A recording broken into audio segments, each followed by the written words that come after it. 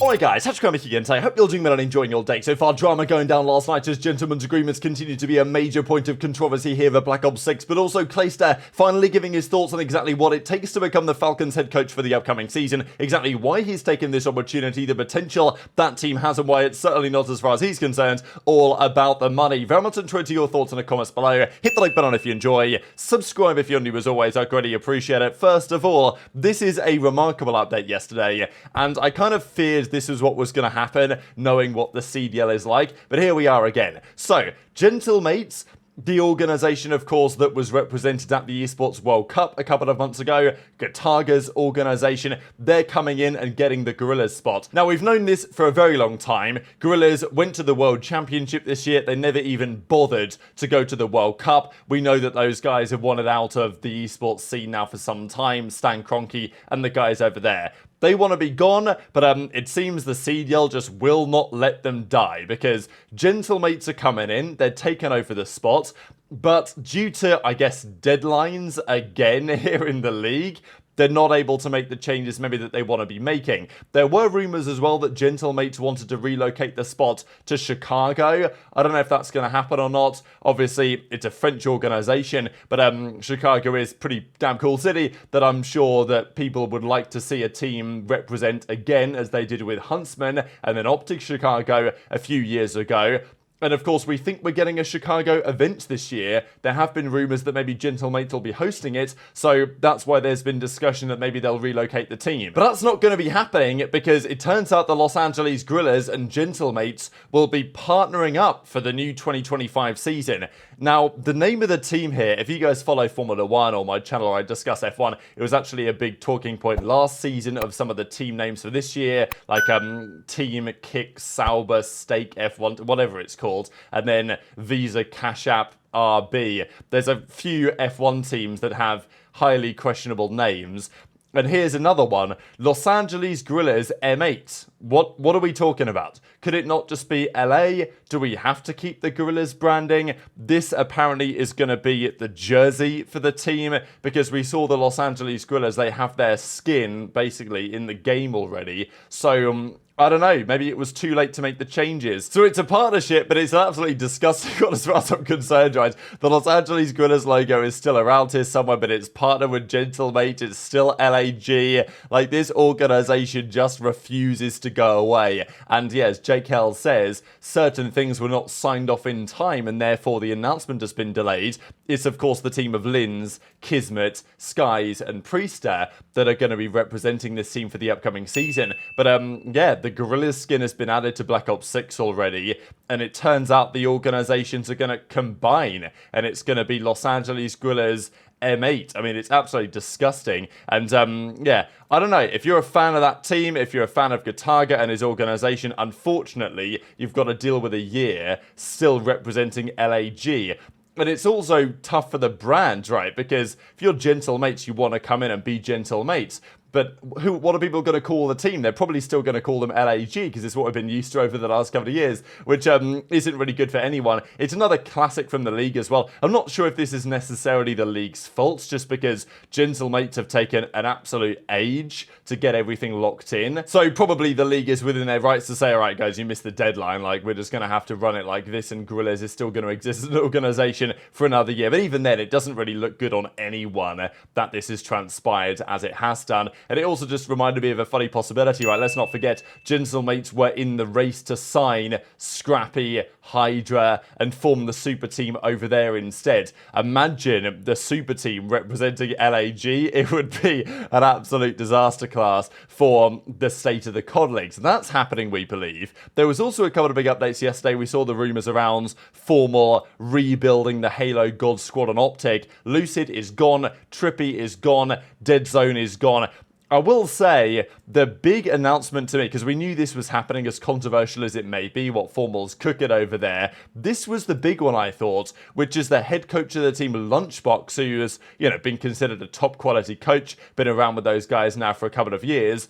is leaving as well. Now, is he leaving of his own accord? That doesn't appear to be what's happening here based on, he replied to this tweet and basically said, yeah, thanks for the last 3 years. Nobody does it better. And Formal says one of the nicest, most genuine people in the whole space. So, I don't know, kind of interesting. But the theory would be that Formal has pulled the trigger and he's deciding, okay, I'm not just getting rid of Trippy, Lucid and Dead Zone, I'm getting rid of absolutely everyone clear in-house. But it is an interesting move just because who else are they going to get to coach the team? Formal must have some ideas up his sleeve. Intrigued to your thoughts in the comments below on that one. But let's talk about some of the GA drama, because this was going off last night. Starting, I guess, again with the game modes, we might have to GA control. It might need to be done. The pros might need to step in and say, okay, we're simply not going to do it anymore. Najot prefers just going for 3 hardpoints. There have been other game modes thrown around. We talk about CTF, and I made the case yesterday why I don't think CTF is what we should do, but I honestly might prefer it in this game. I don't really know. There are other options. We've talked about sabotage in the past. We've talked about demolition in the past. And there is an argument made here by Zoomer. How about we bring back headquarters? Headquarters, I think, was actually the first ever exposure I had to competitive COD. Way back in Black Ops 1, I was watching this guy's YouTube channel and he started to play 2 versus 2 game battles matches on like Summit and stuff in Black Ops 1 on headquarters, and I was like, oh my god, this is amazing. So I think the first ever competitive COD I watched was 2v2 headquarters, as weird as that sounds. And it is a game mode, it's similar to Hardpoint in a way, but if you guys are familiar, headquarters is a location on the map, pretty much like a bomb site looking thing that you have to go and control, and then once you capture it, then your team no longer respawns, but you score points every couple of seconds until all the gunfights conclude, then it moves to the next location. Now ideally, would I like to see uplink back? Sure, but I think it's worth considering. We want a game mode that's relatively easy to understand. I also think a game mode that's either completely different or is some sort of middle ground between Search and Destroy and Hardpoint is actually okay as well. Headquarters could be that mode. I think Zuma might have cooked on this one. There was other drama though as well with the GAs. So the Saug has been added to the game and it's not very good. In certain situations, the Saug may be viable, but the Jackal is clearly way better. So this news the other day that the Saug was getting GA'd was surprising, understandably, to many. But as it turned out, it didn't seem like it was GA'd until last night, when rumour has it, yeah, the Saug has been banned by the pros. Octane was absolutely going off at these guys on the flight last night about why they're making these decisions, and also discussions on the sniper rifle being banned as well. Look, the pros are going to continue to make these calls for some reason with regard to the GAs that they decide to make.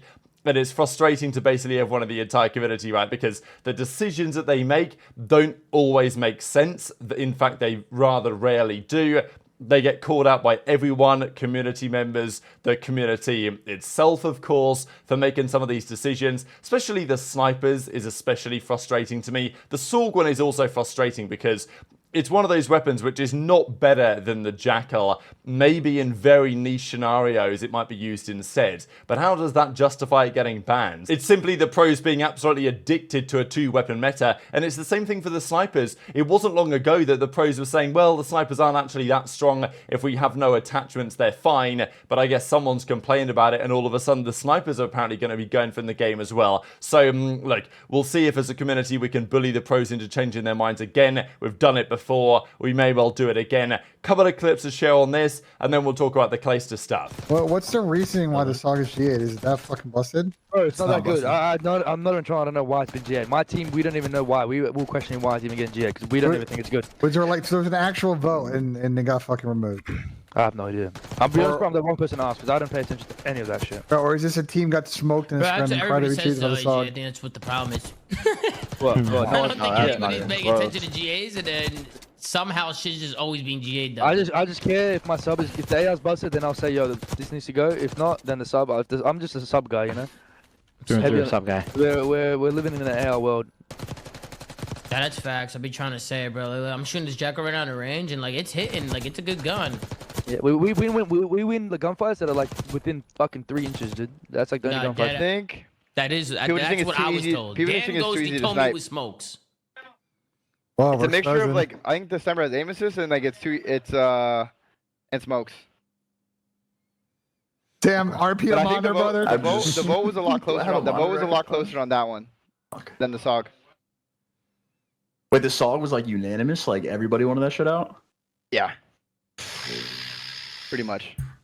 GA the GPR too, bro. Get it out. It kills too fast. I think it's a good opportunity. Wasting money. You know, getting involved with an organization like the Falcons is going to be super fucking cool.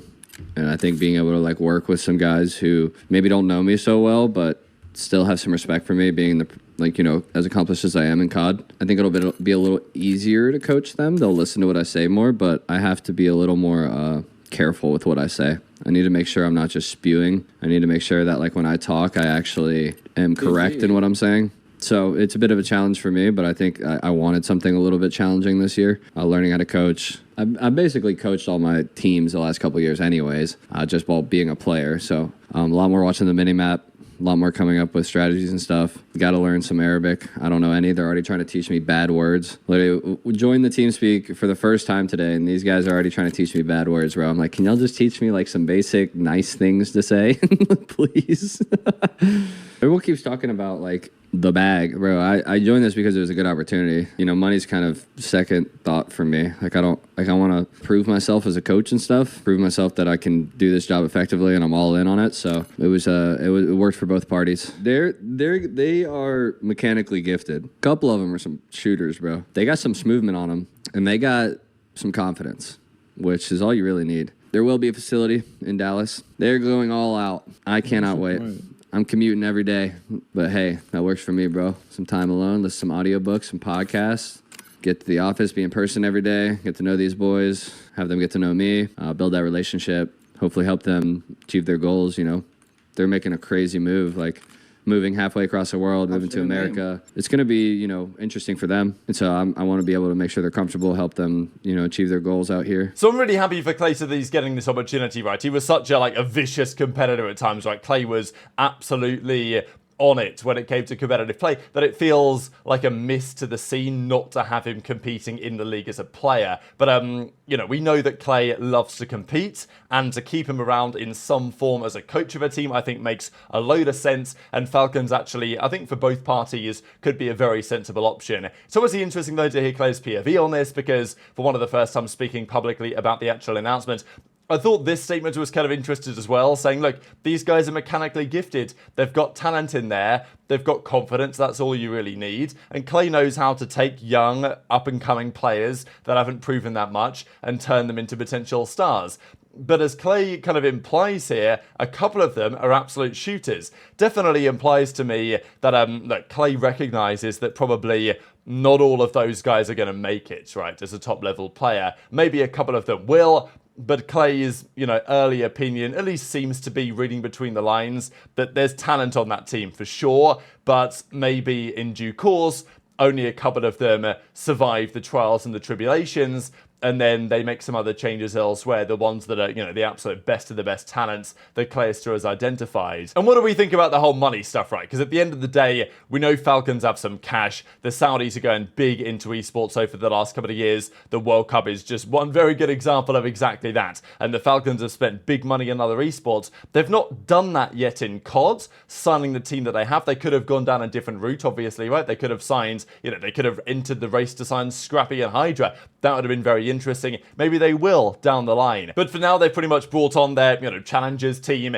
into the CDL, but they're probably spending money on Clay to make that role make sense, because presumably the league wanted to get him in as an analyst on the desk. I wouldn't have been surprised. And if that's true, Clay would have had an offer over there, more than likely, to do other things as well. But Falcons probably either matched or surpassed that, and the possibility of Clay being able to compete. So, look, I agree with Clay. It's a great opportunity. The money, I'm sure, helps, obviously. But, look, we don't really know what those kind of bags actually look like, but probably quite substantial, especially if the team does well. I hope that Clay's put some sort of bonuses into that contract as well. But very much interested in your thoughts in the comments. Hit the like button if you enjoyed. Subscribe if you're new. Take care. And I'll see you next time.